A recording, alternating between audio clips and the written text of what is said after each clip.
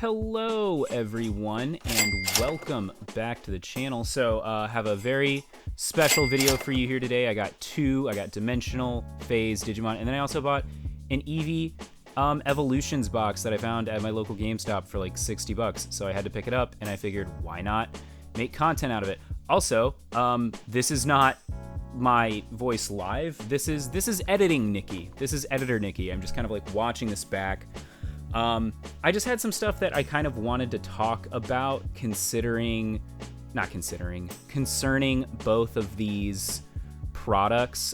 Firstly, if you wait around until the last half, if you're into Pokemon, I'm doing this thing where I open the Evolutions box and I do two separate pricings where I'm going to show you how much money you could make selling the sealed product plus the promo cards, and then what you would make selling the Eevee promo cards and all the individual like rares and super rares. But that's at the end of the video. You can totally skip ahead if you want to. I might put a timestamp up on screen. I might forget in the editing process, and then you'll just have to skip around. We'll see. But right now, I'm opening Dimensional Phase, and I have to say, something like this is really interesting. Oh yeah, I already got a big hitter right off the bat. I was super stoked to get this Akiho. I can't remember how her name is pronounced. There's a fan-patched English dub that I played of that game. It's one of my favorite Digimon games out there. It's called Redigitize, I think. I think it's Digimon World Redigitize. It was originally on the PSP, and then it got a port to the Nintendo DS or 3DS with like a bunch of additional content, which is not something you can say for the re-release of Next Order, which I did still purchase because it seems like Bandai is phasing Digimon out. It just looks like Digimon gets less and less funding. I don't know if anyone watched Digimon Con this year, but it seemed to be just a giant nothing burger. I mean, it was basically just announcements about things that we already knew, and then no announcements for anything like the anime or the project. It just seems like they're doing that graphic novel, Digimon Seekers, and then just more Vital bracelets. No more video games, no anime. I mean, it did get leaked that they're working on the next movie, the like O2 Adventure or whatever. So, I don't know, maybe there'll be more Digimon stuff after that project is finished, but it's just crazy to me to think that I know Digimon Survive didn't sell like gangbusters, and Digimon World Next Order and Digimon Cyber Sleuth were only mildly successful, but I still feel like they were successful enough to warrant more video games and more anime. I don't know. Let me know what you think in the comments, but I feel like in 5 years from now, there's not going to be any more Digimon. I don't even think there's going to be any more Digimon card game if things keep going this way, unless their future is to only focus on the card game, only focus on this new movie coming out, and then only focus on Vital bracelets. That's really what it seems like. That's what it feels like. But anyway, we're not complaining about all that. We're talking Digimon card game, which is still here, still getting funded. We still love it. Buy as much as you can. Please buy as much as you can. Honestly, you know what? Bandai probably doesn't even care how much of it you buy. And then I got the Ulforce Veedramon. Super stoked to start an Ulforce Veedramon deck. I actually, in this set, I want to do a King Sukamon deck. I want to do a deck with like Sukamon, King Sukamon, Edamon, Gazimon, Chumon, all those guys, all those virus Digimon, those gross virus Digimon. I just really like their effects, and it seems like it'd be a super annoying deck to play if you build it right. But the other cards in this set, so super funny thing, you're gonna notice some cards from older sets that just have alternate art. So there are some BT1s, BT2s, and BT3s that have alternate artwork, and then there's also, you get, I don't know if they come in these packs or if you have to buy the special illustration pack that's technically a part of BT11, but you can get the fan illustrated cards now. There's a Gamamon, there's a BT1 Agumon. No, not a BT1 Agumon. I think it was the Agumon from the original starter deck. But there's a bunch of fan submitted artwork in this set too. But again, I don't know if it's in these packs. I didn't pull any in this video, but we did pull some of the alternate arts from BT1 and BT3. You'll see them throughout here. The other thing that's really interesting is they seem to be doing the Dragon Ball Super thing now, where you'll see right here. So we got a common card or an uncommon card that was non-holo, and then we pulled a holo version, which I have purchased. I mean, correct me if I'm wrong, but I've purchased every Digimon booster set up until this point, and I don't think any of the sets ever did that, where it was you had the chance, the possibility, that's the right word, where you had the possibility of getting the cards, all of the cards, like the commons and the uncommons, in a foil version. I will also say pricing them was really tough. So I use, as if you're a part of this. I mean, you are. You're a very important part of this, and I appreciate you being here. But you are not editing my videos for me. I wish you were, though. What was I saying? Right.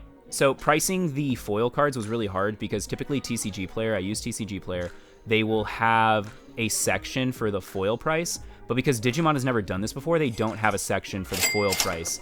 And so I had to go through the buy history to see, oh, this is one of the alternate arts from an older set that is in this set. It's really pretty. It was only $3 though. It was only going for like $3, which is crazy. I love that. It looks beautiful. And there is an alternate art of, oh man, I forget what it's supposed to digivolve into, the Rookie. But there's an alternate art of the Rookie that has the same kind of art style with the foil pattern and the little alchemy circle underneath it. But as I was saying, the way that I priced the foils for the commons and the uncommons, because there wasn't any, I had to go through the price history. I had to go through the price history on TCG Player to see, okay, what were the last 5 that sold, add them all up, divide by 5. Well, some of them I did 5, some of them I did 8. It just depended on, I didn't want to go super far back into the price history, so I only looked at what sold over the past 24 hours and then averaged that out. So when you see a common or an uncommon, it could be an average of 3 to 12 sales of that card in a foil.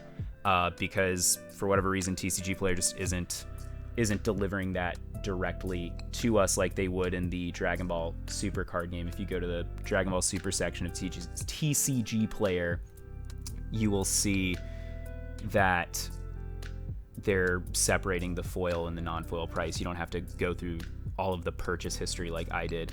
The other thing too is you're gonna see there's a baby card, a Wanyamon. You'll see it's a baby that is going for almost $5. It is an uncommon. I think it's an uncommon, and it's a foil, and it's going for like $5 a piece. I have no idea why. I thought I was doing the math wrong, and so I checked some of the other listings, and I was like, no, yeah, this guy's going for like $5. He's gonna be in here at some point. The other thing that I really love about this set is that I kind of already touched on it. A lot of the cards are referencing my favorite Digimon games. So right here, we just went past some Digimon World 3 guys. Bearmon, my absolute hands down favorite Digimon of all time. I really want to run a Marsmon deck. So in this set, and I feel like the designers of the game definitely plan it this way, where you can build a deck, because if you look at the effects, it's very consistent. In Digimon World 3, Bearmon digivolved into Grismon, and then Grismon digivolved into Grappleomon, and then Grappleomon digivolved into Marsmon. And if you look at their effects, they kind of like stack, where it's like, oh, if you have a red Digimon, do this, and if you have a red Digimon under this, do that. And then they all have like similar effects that just stack up. They like add on. It's really cool. And they did that for, I think, the little blue dog guy, Galgamon. They did that for Galgamon. And then, oh, this is another beautiful alternate art, Gazimon. I think he was from BT3. He was from BT3. This is the BT3 Gazimon. And I gotta say, I'm surprised that some of these alternate arts are as cheap as they are. But that's the other thing I forgot to talk about. The card pool for this one. They also seemed to do the Pokemon thing, where there are so many different rares and so many different alternate arts that a lot of the rarer cards seem to get devalued. There are 3 chase cards in this set that are going for, hold on, let me pull it up here while this is playing. I want to say like few $100s, like 300. Let me see here. I'm pulling it up while the video is playing, but they're expensive. And of course, I'm gonna spoil it. Did not get any of those. So, oh yeah, there's a Mastimon for 309, Machine Dramon for 160, Machine Draymon, and a Ulforce Vidramon from BT2. This is like another alternate art, and it's going for like $100 or 140. The MSRP is 140. Somebody's selling it for $100. But yeah, there's 3 chase cards in the set.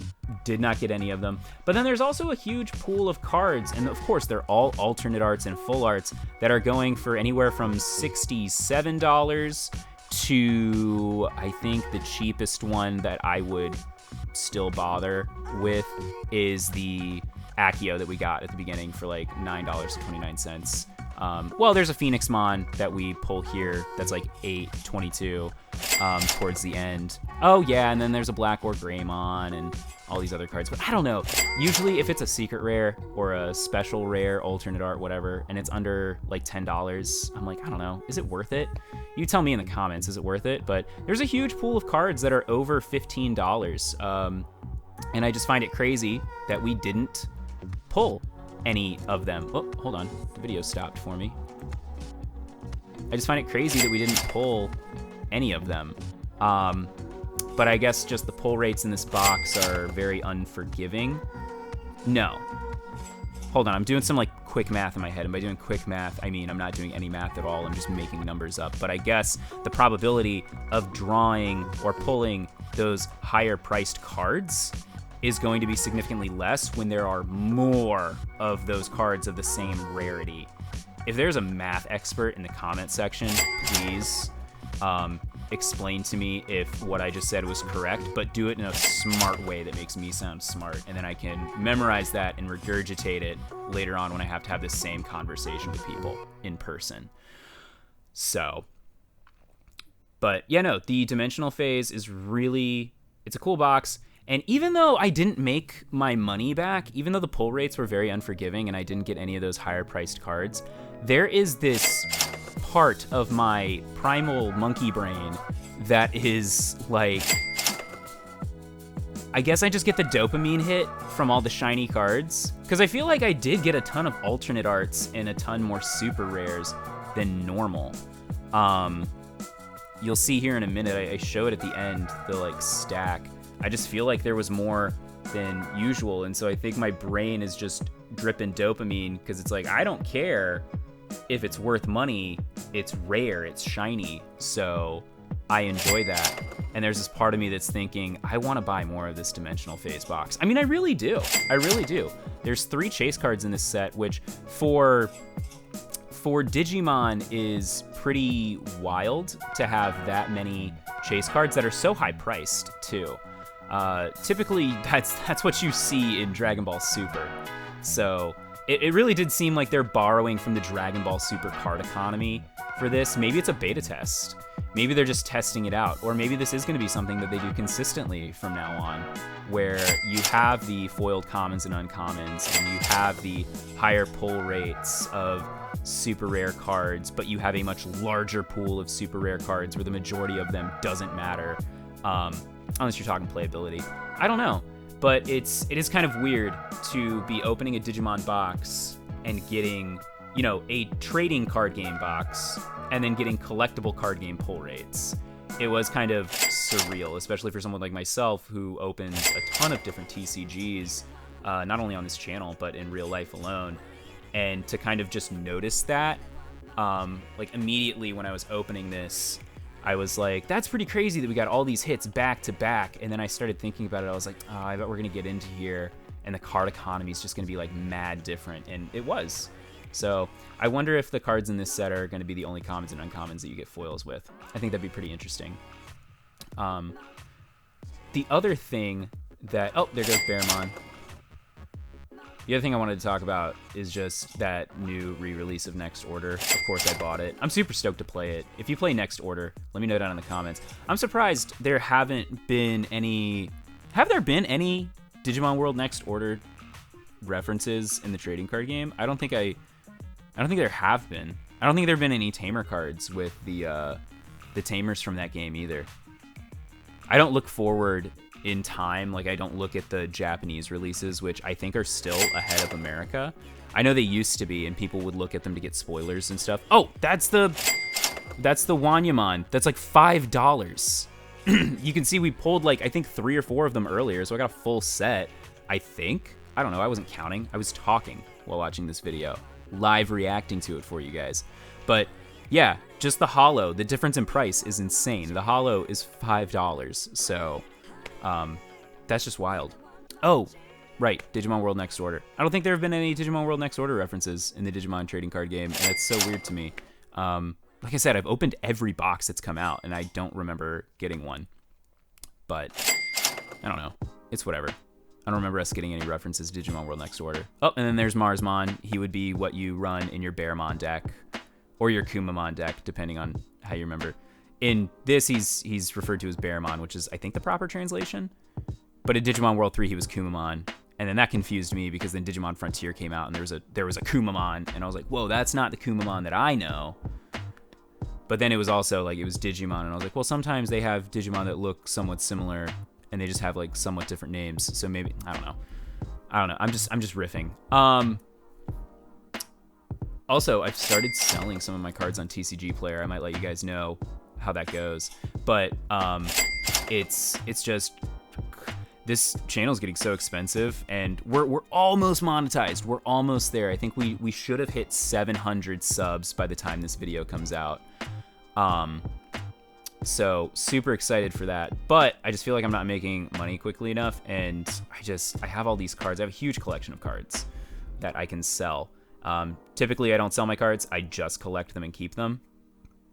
But there's so many more card games that I want to buy, and I really want to start getting into One Piece. But man, One Piece is so expensive. The next set, the second set, it's going for like $300. Hold on, let me check. Is it still going for like $300? I think it's still going for like $300. Let me see here. One Piece, Paramount War. Is that the third set that's not out yet? I think that's the third set. Oh, but it's on pre-sale for $223 for a box. That is just insane. Those numbers are stupid. But yeah, here we go. Look at this. Look at this huge stack of like super rares and alternate arts we got. I just feel like that's way more generous than previous Digimon boxes. But now we're gonna switch gears, and we're gonna go into this Eevee Evolutions box. Ignore the price in the top corner. The animation got wonky, and I was trying to half-ass it and cut corners, so it did a little jumpy thing. Your video is fine. My editing skills are just garbage.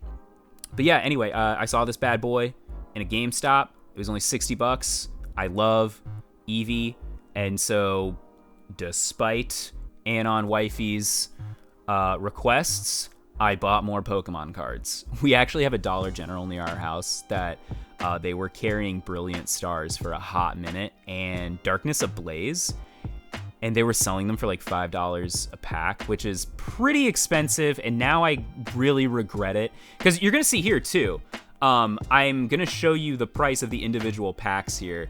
And for those of you who don't know, Dollar General, Family Dollar, Dollar Tree, the 99-cent store, all of those places, they mark up the products at the register by like $1 to $2 a piece to recoup the cost for selling name brand products like Coca-Cola to you for $1.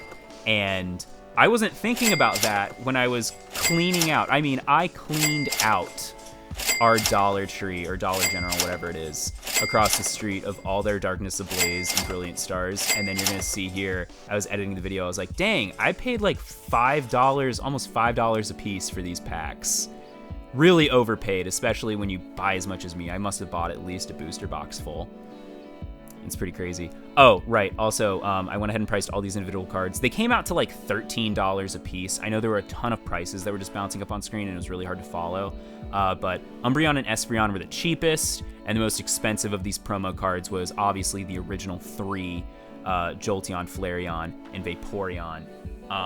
So if you're, selling the singles already, you've made like, if you're looking at the MSRP on TCG Player, which is what I use, you're already looking at like $13 back. So went from $60 to $46.37.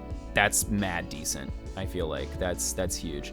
But also, you're gonna notice here, this is something that I've noticed about the Pokemon market, and I'm thinking about investing in Pokemon this way, which is that the sealed product is worth significantly more than the risk you take when opening it, if that makes sense.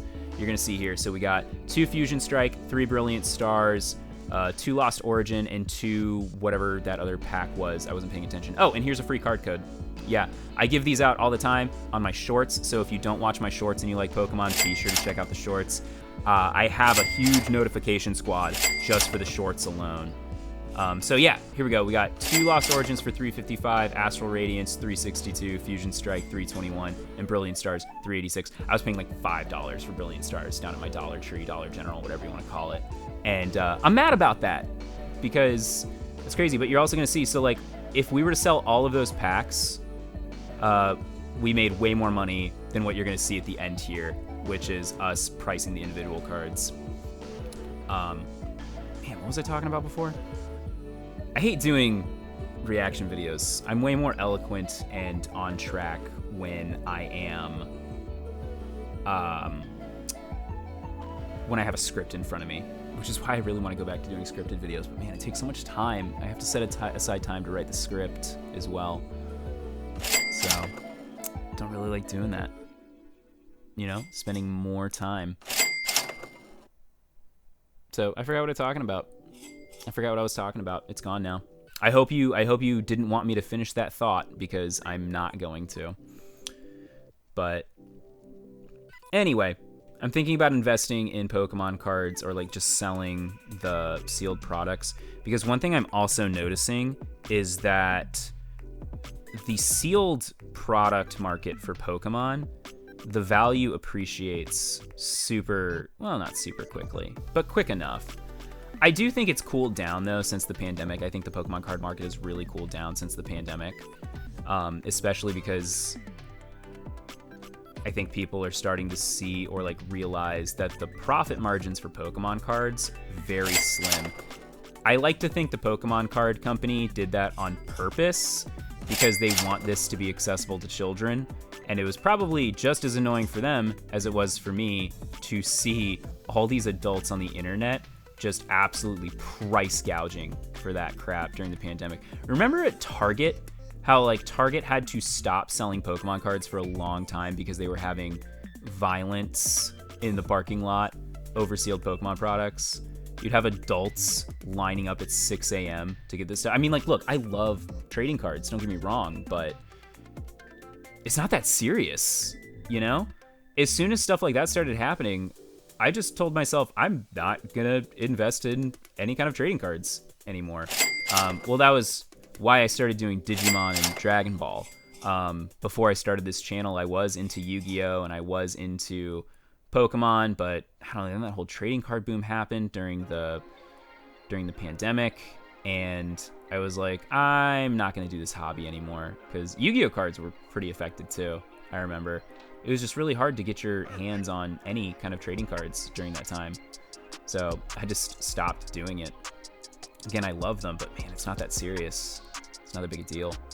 The other thing I noticed about the Pokemon card market is if you're selling singles, the waifu cards, as they're being referred to, which are just, you know, the cards with female trainers on them, those always, the price gets super jacked up. I pulled a Roxanne card in one of my previous Pokemon videos, and she's going for a pretty penny right now. This set too has a Misty card that I want really bad, a Starmie card that goes for over $30. I think it's good. I think I saw it for like 38 earlier today, and I really want to pull that card. It's a beautiful artwork with Starmie and Misty in the pool. I think it's a Brilliant Stars card. It's either a Brilliant Stars or an Astral Radiance card, but it's awesome. Yeah, all the female trainer cards are just, the prices keep going up. So those also appreciate in value. I feel like if you have those in singles, it really seems like they're appreciating in value. But the sealed market seems to be where it's at with Pokemon products. I might run a few more tests here on the channel where I, do what I'm doing right here, where I first price the individual products that I pull out of the larger box. Like, what would I be making if I just sold everything individually? And then, doing this, like the singles. I don't know how that would work for a booster box, though. I still don't know about buying Pokemon booster boxes. Oh, I remember what I was saying earlier. The code cards. Yeah, if you like code cards, I give these out all the time on my shorts whenever I open Pokemon cards that I just bought for myself off camera. Single packs here and there. I open them on my days off, and I put the code cards. I usually do like 20 videos at a time. And I have a huge notification squad just for those shorts. We post them. I make sure they get posted at 6 p.m. Eastern time. And then I have a few others that get posted at 6 p.m. in other time zones sometimes. So I think today, actually, there would have been 3 of those videos that went out. So you could have gotten, there were like 3 chances to get a code card if you wanted it. And then if you follow me on Instagram, sometimes I post them on the stories. I bought a couple packs a couple days ago before filming this video, and I just went ahead and posted those on my story for whoever wanted them. So yeah, I give those out for free. I had somebody in my comment section tell me one time, hey, people pay for those. And I'm like, yeah, I don't care. just take it. Just take it for free. I have seen people sell them though in like stacks, like bulk stacks for like $5. I don't know, maybe because we're giving Pokemon a second chance here on the channel, and it seems to be doing like okay. It's nowhere near as bad as MetaZoo was doing when I was doing MetaZoo on the channel. It's doing a lot better. And the shorts too. The shorts, doing this in shorts rivals my Dragon Ball Super shorts. I remember my Dragon Ball Super shorts typically get anywhere from 1,000 to 3,000 views in like 2 hours. And my Pokemon videos, or my Pokemon shorts, are sometimes doing the same. So, the videos are doing like okay-ish, like they're not bad. So we're giving Pokemon a second chance here on the channel. If you end up liking this, be sure to watch another Pokemon unboxing afterwards. Because it helps the channel out. Just watching it helps the channel out. I was watching the new interview from Anthony Padilla with Matt Pat. Matt Pat sold his like game theory channel. It was Game Theory, Food Theory, and the other theory channel. He sold them all. And he was talking about the YouTube algorithm. Dude, Matt Pat needs to make a channel just about the YouTube algorithm. I feel like I learned so much from him just talking for 5 minutes about the YouTube algorithm. And he was discussing about how the best way to help your channel, the best call to action right now with how the algorithm works and the subscription box works, is stop asking people to like and stop asking people to subscribe. First, don't ask people to do multiple things, ask them to do one thing. And then he said that the best thing you can ask them to do is to watch another video instead of anything else. Because, I mean, let's be honest, subscriptions are useless. I don't know if any of you care about this. I'm just giving you some insider baseball, what I've learned this past year being a YouTuber. Subscribers are pretty much useless until you get to the point where, unless you're subscribed to me, in which case you're not useless. You're the best person on earth. You're the best kind of subscriber. But because the subscription box is in a completely different place and you don't actually go there. Oh my God, we're running out of time. Anyway, just be sure to watch another video. That's how it works the best. Watch another video. Editing Nikki back again before I roll the outro. I just wanted to finish that thought in case anyone did care. I know I have a bunch of other TCG YouTubers that follow me, but Matt Pat was basically saying that subscribers don't matter that much as far as the algorithm is concerned, because unless they have the notification bell turned on, they don't really get notified of your videos, because the first place they're redirected to is the home screen.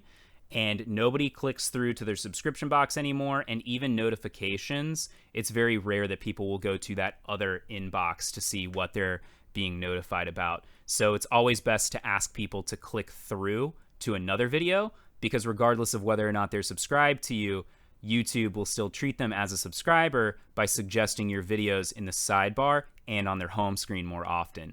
So if you are a TCG YouTuber, I don't know, take it with a grain of salt, try it out with me. I'm going to be beta testing that here starting right now. So if you are subscribed or not subscribed, who cares? Click through for another video. If you made it this far, you obviously care. You want to watch more Pokemon. You want to watch more Digimon. Guess what? I have a ton of those. And there should be 2 videos up on screen. beep, boop. I don't actually know if that's when they showed up. I just made sound effects. I don't know if I can actually animate that or if I want to bother figuring it out in post. So just be sure to click through to another video, and I'll see you next time. Bye, guys. Truth is hard to swallow, I think I'll chew it.